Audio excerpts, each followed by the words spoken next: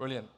Your Excellencies, distinguished guests, and esteemed panelists, welcome to today's fireside chat, where we get the pleasure of spending the next 30 minutes with our global fintech founders and CEOs to really understand what it takes to successfully steer the fintech future, especially when looking at transferring successful fintech models from one region to another.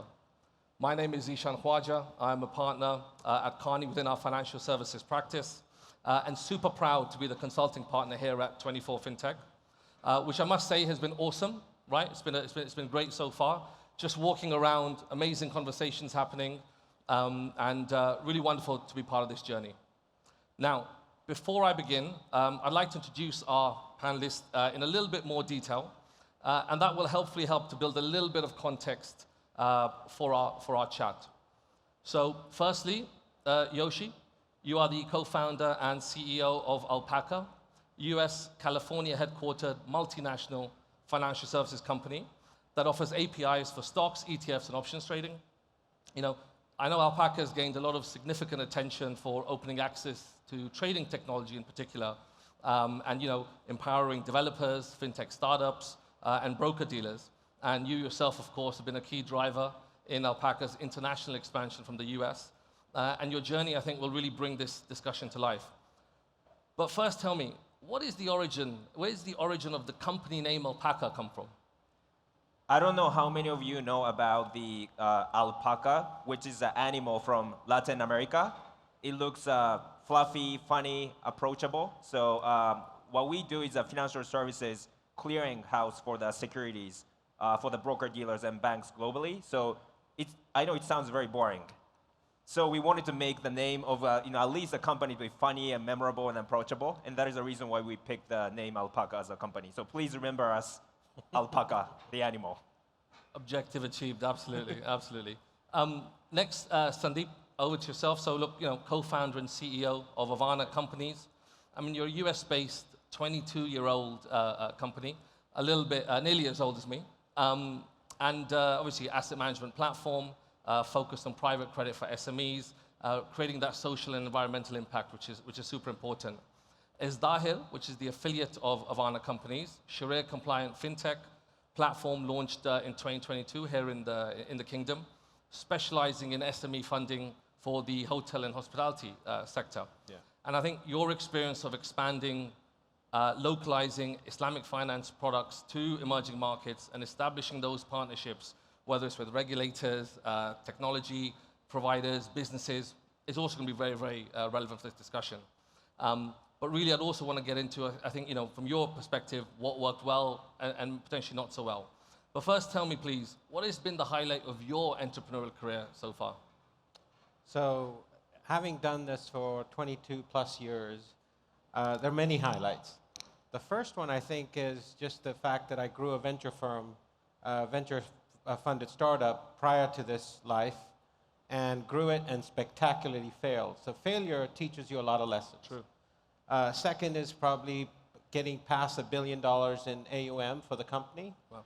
But I think the most highlight that stays with me every day is the fact that there's a combination of purpose and profit that I wake up to every morning thinking about. Yeah. What's the purpose of our company? What is our global footprint going to do? What is our everlasting legacy going to be? And tying it to profit. And that's sort of the highlight for me. No, super fulfilling. Brilliant. And Stéphane, chairman, co-founder of Saham Capital, CMA licensed online trading platform, conducted comprehensive trading services here, again in the Kingdom. You're also the chief strategy officer of Valuable Capital Group, again, multinational financial services company, powering Saham's technology. And again, you've played a pivotal role, obviously, from a Valuable Capital Group expansion perspective here in the region as well, and in the Kingdom. I think, again, your experience, particularly, navigating some of those conversations, whether it's with the regulator or addressing some of the market needs, is going to be super, super important. But tell me, how are you balancing your time across both roles? Are you duplicating yourself? What's the secret in that? Sure. Hi, everyone. I'm Stephen Chow. Actually, Stephen Chow is the name for the group I do have a local name. I always ask my staff to call me Wasim. All right? So what's the balance between the group and Saham? So as you know that Saham Capital, we have the in-house design app, and it's powered by the Valuable Capital Group. So we do dynamic, rebalance between the group and the Saham. Yeah. So we're not separated. We work together to ensure the integrity and the sustainability of the whole development. Brilliant, brilliant. Thank you. Thank you, Stephen. Okay, so let's dive in. Stephen, maybe we'll start with yourself. First, tell me a little bit about what are the key trends that are really driving established fintechs globally? Sure. So nowadays, I believe that there are two key factors on this kind of trend. First, the user experiences. So as Saham Capital, we do care about the comments and opinions from our beloved users, and their options matters. So for example, in Saham Capital, we are having more than, let's say, 50 upgrades per year. All right, that's roughly about, every week we will have either a minor update or a major, upgrade. And these upgrades are not coming from our in-house expertise, but we learn and listen from our users. So the interface or the design, the layout, the colors, it's all coming from our users. Wow. That's the very first thing. So that's why you feel comfortable with the interface, all right, about the functionality or the smoothness. Secondly will be the risk management. So as you know, that Saham Capital here in Saudi, we are mainly focusing on servicing the retail individuals. And in line with the strategy here and to comply with the regulators' demand, so we do care about this risk control. So we apply more higher standards of risk control modules.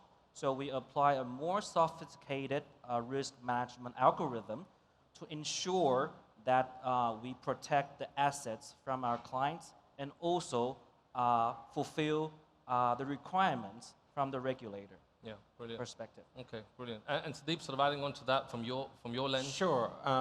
When the investment thesis for Havana expanding into Saudi Arabia relied on a couple of global trends, as you brought up. Yeah. One is that Saudi represented a very young demographic population that was growing.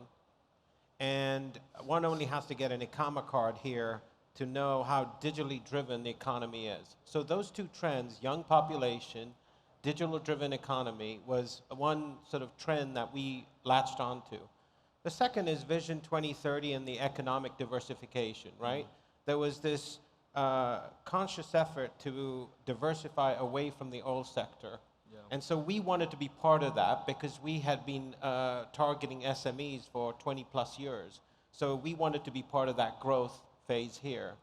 The third thing that we saw was the Saudi Central Bank and the regulators were actively promoting sandbox. So you could get fintechs coming in a controlled environment, test and scale. So these are the trends that sort of attracted us into the market because it was driving the business forward in the very way that we wanted to pursue. Yeah, well, brilliant. And Yoshi, I guess you're sort of B to B to C. So from that perspective, what are some of those trends that you've been seeing? Being the B2B2C, we work with the multiple fintech companies here, and then also traditional banks and broker dealers in the kingdom. We always come into each of the countries. We work with the businesses in 35 different countries, and the kingdom is one of the biggest that we have been focusing on. Is that we come with definite like humility, where that like we are not from here. Yeah. So like we are infrastructure. So like we focus on providing the commodity infrastructure instead of like trying to get into what the end users want. Yeah. But like we ask for our partners to tell us that. So our job is to make sure that our infrastructure is flexible, cost-effective, optimal, so that our partners can build the best for their end customers that they know the best. Yeah. So that has been the, I think one of the key success factors that we have been able to grow fast. Brilliant, brilliant. Look, and I guess, as respectively, you are all in various stages of entering the market here in the region. Again, from your experiences, it'd be good to understand, how do you take your established fintech business, models working well, and then how do you take that from your home market and successfully then apply that to other regions? And again, with a sort of that focus around what are those key strategies, what are those key success that you can actually bring to this local market. Maybe, Sundip, I'll start with yourself. So one of the things that we, when we entered Saudi Arabia, one of the things that we said is this is a long-term plan. It's a 10, 15-year plan. You have to have that outlook, a long-term outlook, because things are developing. Things are there, the ingredients are there, but the regulations are evolving and changing. So a foreign company coming in, we were under no illusion that this was going to take time. So when we looked at transferability, we took our tech, our capital, and our know-how, brought it over, localized it, and now we're in that process of launching. So I think anyone coming in has to be open to the fact that it's not going to be overnight. It's going to take a process, but the ingredients are there. There is a need, however, with the ministries to have a more coordinated effort so that any foreign company can have more of a streamlined process from start to finish. My personal example for our company was we were dealing with MISA, MOC, Labor Ministry, even the Chamber of Commerce, and then SAMA. And so I think there is a real opportunity today to re-engineer that from the perspective of the fintechs, to make it very transferable, to make it easy. But again, the ingredients are there. They're available. Yeah, no, absolutely, absolutely. And Yoshi, from your perspective so far of operating here? Well, I think that each government and each regulator has a different type of the targets and then clarity of what each of the governments wants. And luckily here, there's a clear KPI with the Vision 2030. 525 startups, fintech startups by the 2030, and that has been extremely push for our business to grow, to partner with the multiple fintechs. That's of course in the sandbox environment under CMA. And then that has been allowing us to very closely work with the companies here. But I think the always listening to and the understanding with really zero knowledge that we learn about what the government's wanting and then what the each of the companies are wanting, allow us to really focus on feature building that we can provide to our partners. Yeah, so that's kind of strong collaboration, that continuous engagement, super important. And Stéphane, obviously licensed already and sort of, local partner as well. What are some of those, success points or strategies that worked for you and the advice you can give as well? Sure. As you know, that Saham Capital here in Saudi, we're providing local investors to trade in Saudi Stock Exchange, Tadawul.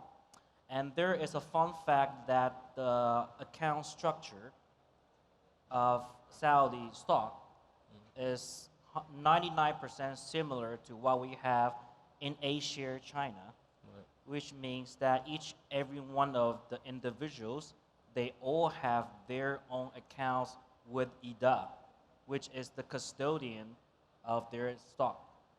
And that gave us a very strong confidence to build a similar system here to service the local better. That's one thing. And another thing will be, since as an online broker dedicated to retails, we found out that the people here, they are, having a very healthy consumer behavior. They're willing to pay, all right, and they can, either purchase for the market data, purchase for the content, and that become a very good business marketplace for us to grow up. So that's why we came from the global, and we try to be as localized as possible. Not to mention that we've spent a lot of time on the localization in terms of like the marketing phrases, approaches. We even have some, seminars or webinars in shisha places to accommodate the local appetite. So that's some fun factors here. No, brilliant. Some unique things there as well, I think. So very powerful. So that's really good. Now we kind of move into thinking about as you're entering, and then you want to scale obviously as well. So you're looking at these different footprints. How do you navigate these different regulatory environments to be able to then successfully enter? And maybe Yoshi will start with yourself and what you've seen based on obviously potentially here, but also some of the other jurisdictions around. Yep. So, being the wealth and then, heavily regulated clearinghouse and the, broker dealer ourselves, we always try to think about what is the fundamentals that, certain requirements and rules are trying to do.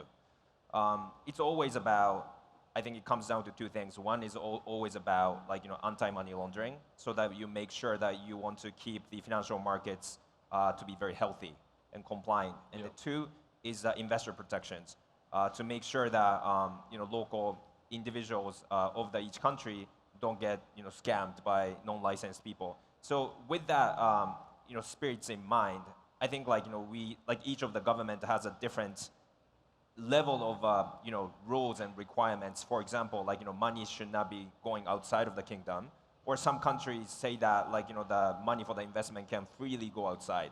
Yeah. And I think the regulation continue to change, and then also a bunch of the geopolitical relations and then relationship with other nations continue to impact the fundamental rules.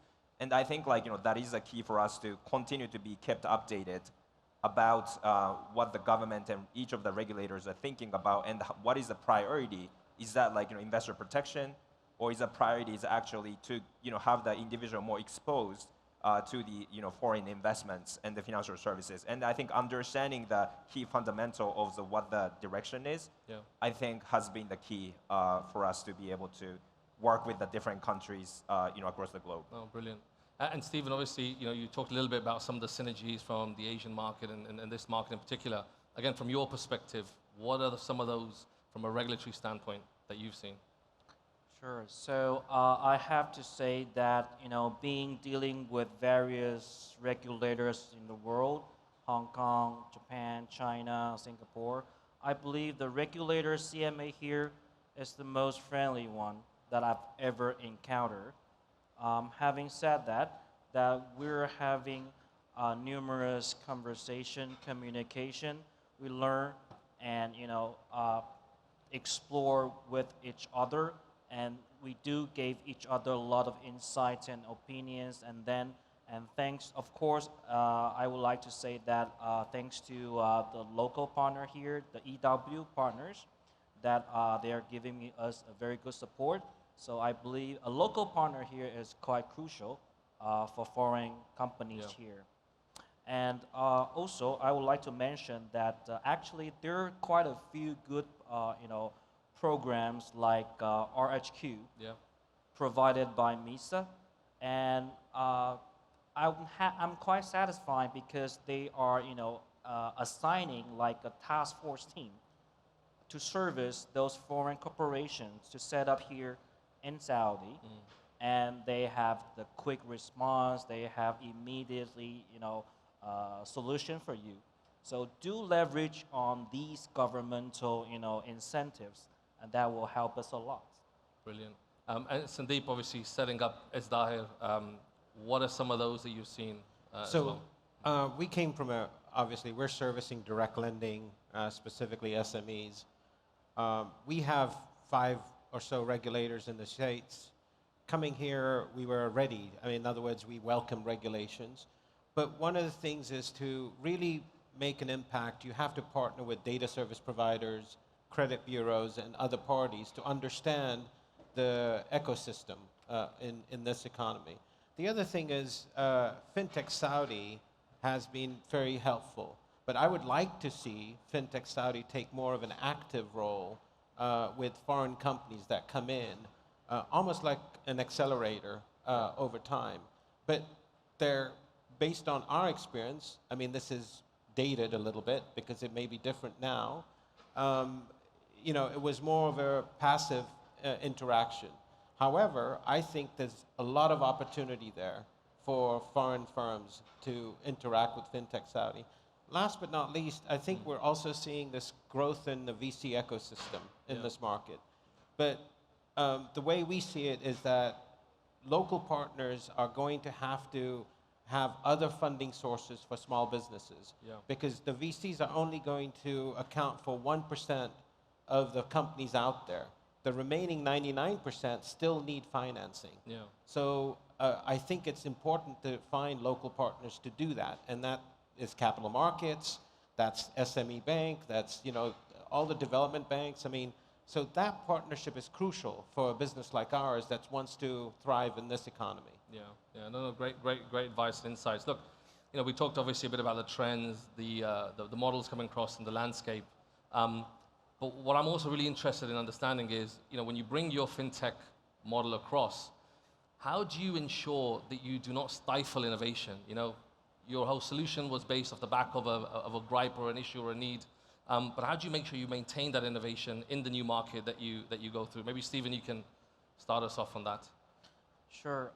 So, you know, as an online broker and a fully licensed corp in Saudi Arabia, as of now, we're providing a pure brokerage service only. So we do two things. One, service. Second, the products. So in terms of services, we still got rooms for wealth management, asset management, IPO subscriptions, and redistribution. That's for service. In terms of products, not only the equities, not only the stocks, all right, there are still rooms for derivatives, sukuk, insurance, or maybe crowdfunding. So we will keep bringing in new approach, new ideas on either both like service and products in coming days. So stay tuned. Brilliant. And Sandip, for yourself? So I'm going to talk from the technology standpoint. When we built our tech stack, it was under microservices. With microservice architecture, we have the ability to adapt and be nimble. It also allows fault protection. I mean, you know, it kind of isolates that. But the architecture allowed us to also look at how we can adapt to changing regulations. So we look at it actually another way. We're excited that once we take and launch in the market, we can take this knowledge back home and do Sharia type of lending back there, because it's cross-pollinating, right? We're learning and creating the tech for Saudi, but we want to also see if we can use it in the other markets. So that's the advantage. And the way we've kept nimble is just making sure that the architecture of our software allows us to evolve with the changing regulations. Well, that cross-pollination point is very apt. I mean, Yoshi, you seeing similar kind of trends on that front? And when I think about, like, you know, keeping the innovation up, is that, like, our strength comes from literally talking with, like, so many you know, innovation officers in multiple different banks and institutions in so many different regions, and then also fintech startup founders themselves. And that really allow us to see that, for example, you know, like Latin America, you know, it has been a key for example, like, you know, neobanks to, for example, own the banking license. Or, like, you know, card issuers has been very successful by launching the investing services. Or, you know, for example, like, you know, we see that even the banks, sometimes they try to integrate to new products like fractional shares investing or, like, you know, different markets access into the existing brand. Or sometimes they actually create a new brand inside of the company and to hire the completely new team to, you know, move that. So we see really, like, you know, innovation in terms of, like, you know, which players in this kingdom is actually going to add something or consolidate or, like, you know, do it by their own. Yeah. And like we see so many patterns. So like I think our job is also to continue to talk with the decision makers, which can be the banks, broker dealers, fintech startups, to see, okay, this next step actually worked in this country. Yeah. This next step actually worked in this country. And then my observation is a similarity between two countries, and then like situations. And I think that is the key for the innovation, how we can kind of level up, combining all the knowledge that we see in the different countries into this kingdom. Oh, brilliant, brilliant. Look, that's really fascinating. Look, before we sort of move into the last few minutes on wrap up, just want to ask each one of you, one bit of advice for the audience listening in, coming into this market. What would be that one, critical bit of advice that you would give that would help benefit them? And maybe, Sandip, you can kick us off on that. I'll summarize it in 2 words: patience and resilience. Right? Patience and resilience. Yes. Yeah.